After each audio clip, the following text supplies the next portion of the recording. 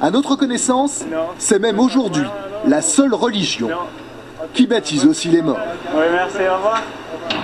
C'est ainsi que de nombreuses célébrités françaises sont devenues mormones après leur mort. Dalida,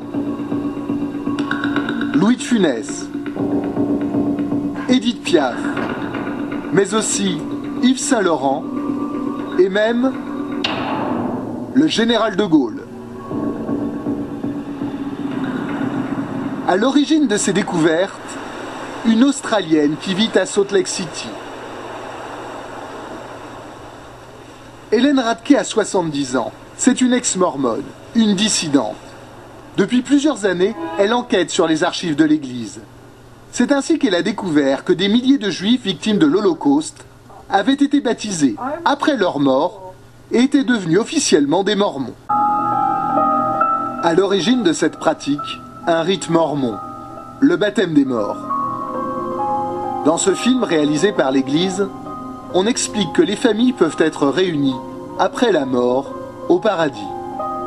Mais à une seule condition, que chaque membre de la famille soit mormon.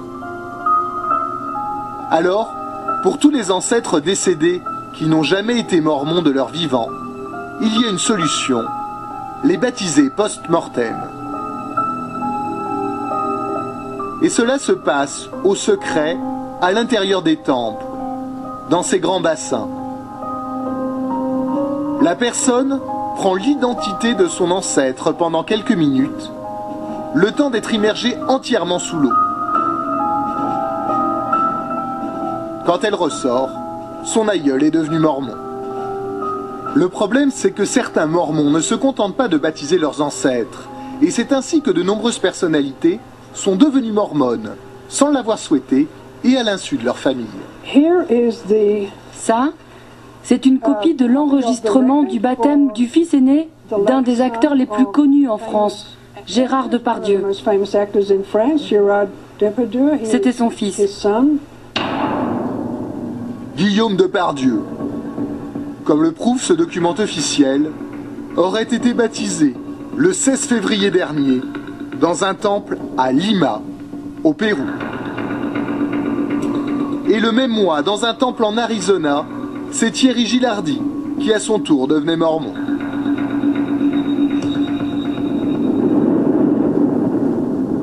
Nous sommes aujourd'hui peut-être tous concernés. Au cœur de Salt Lake City, la Family History Library, le plus grand centre de généalogie au monde. Il appartient aux Mormons. À l'intérieur, des passionnés de toutes les nationalités viennent ici retrouver leurs ancêtres afin d'établir leur arbre généalogique. Car depuis les années 40, les Mormons rassemblent les fiches d'état civil de toutes les personnes dans le monde. Thomas McGill s'occupe de la partie internationale de ces archives. Charles Didier, il est belge, il parle français, et pour lui, l'objectif de l'Église est très clair. Il y a 6 milliards d'habitants sur la Terre. Vous avez beau avoir 55 000 missionnaires, vous n'arriverez jamais, disons, à toucher 6 milliards d'habitants. Tout à fait d'accord. Donc il y a des milliards de personnes qui meurent au cours, bien sûr, de l'histoire, qui n'ont jamais entendu parler de Jésus-Christ, qui n'ont jamais entendu parler de son évangile.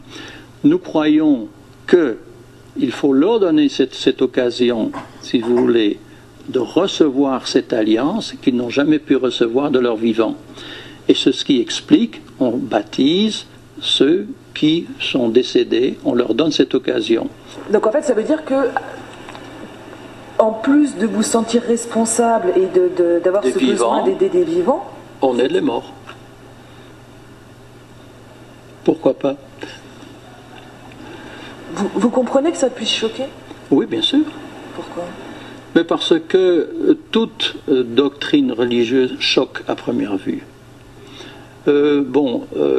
Croire en la résurrection, c'est pas facile, non?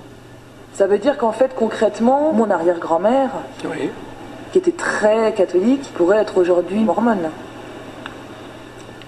Oui, c'est-à-dire qu'elle pourrait accepter le baptême dans l'au-delà. Elle n'est pas obligée de l'accepter, elle a son libre arbitre. Hein. En tant que morte, elle a son libre arbitre. Mais bien sûr. En fait. Bien sûr, elle a toujours la liberté d'accepter ou de refuser. C'est pas imposé. C'est ce que j'appellerais une offre généreuse.